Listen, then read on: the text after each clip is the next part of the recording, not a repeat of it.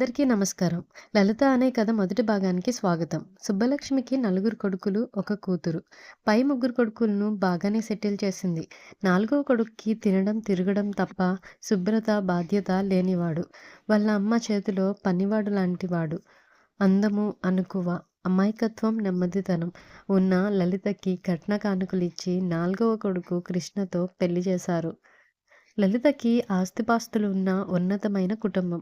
కానీ చిన్న వయసులోనే లలితకు అమ్మానాన్న చనిపోయారు. లలితకు ఇద్దరు అక్కలు, ఇద్దరు అన్నలు ఉన్నారు. లలిత పెళ్లి అయ్యి ఇంట్లో అడుగుపెట్టాక భర్తకి ఉద్యోగం లేదని, కనీసం మానవత్వం, శుభ్రత కూడా లేదని తెలుస్తుంది. కానీ పెళ్లికి ముందు ఉద్యోగం, ఆస్తి ఉందని అబద్ధాలు చెప్పారు. ఆస్తి ఉందన్న మాట వాస్తవమే. కానీ తల్లి చేతిలో పనివాడులాగే ఉంటాడు. కృష్ణ తల్లి సుబ్బలక్ష్మికి బాగా సెటిల్ అయిన ముగ్గురు కొడుకులన్నా, కూతురన్నా చాలా ప్రేమ. కృష్ణని ఒక పనివాడలాగా చూసేది. చదువు చెప్పించలేదు. మంచి చెప్పకపోగా చెడు చెప్తూ పెంచింది. అది ఒక ఉమ్మడి కుటుంబం. అత్తమామలు, తోటికోడళ్ళు అందరూ ఉండేవారు.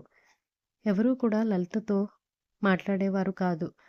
పైగా అసమర్థుడి భార్య అని హేళన చేసేవారు. ఉమ్మడి కుటుంబమే కానీ ఎవరి వంట వాళ్ళు చేసుకుంటూ ఒక ఇంట్లోనే అందరూ ఉండేవారు. కృష్ణ తిండి కూడా సరిగ్గా పెట్టేవాడు కాదు. సరైన కూరగాయలు కూడా తెచ్చేవాడు కాదు. అవే బాగు చేసుకుని వండుకునేది. దానికి తోడు లలితకు ఇద్దరు ఆడపిల్లలు. లలితకు తల్లిదండ్రులు లేకపోవడం వల్ల బంధువులెవరూ వచ్చేవారు కాదు.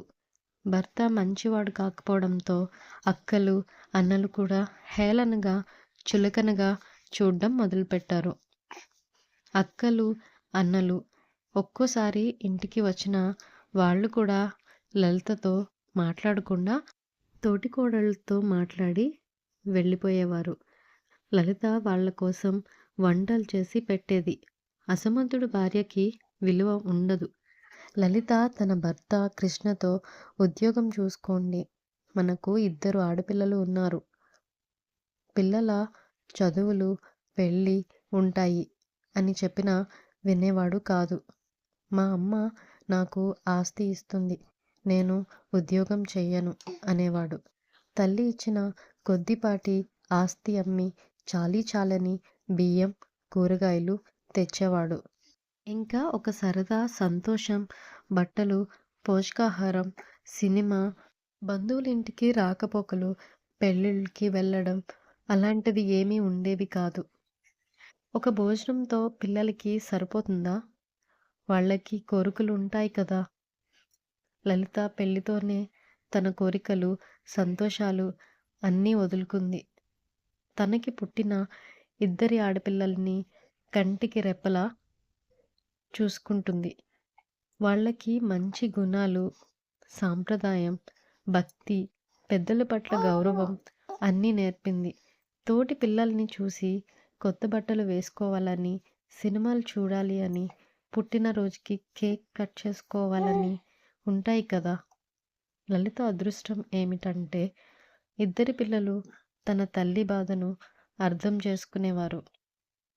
లలిత తన ఇద్దరి పిల్లల్ని చాలా సంస్కారంగా, ఐకమత్యంగా పెంచింది. ఈ రోజుల్లో లలిత పిల్లల్లాంటి వాళ్ళని ఎక్కడా చూసి ఉండరు. మిగతా కథ అంతా మరుసటి రోజు వీడియోలో విందాం.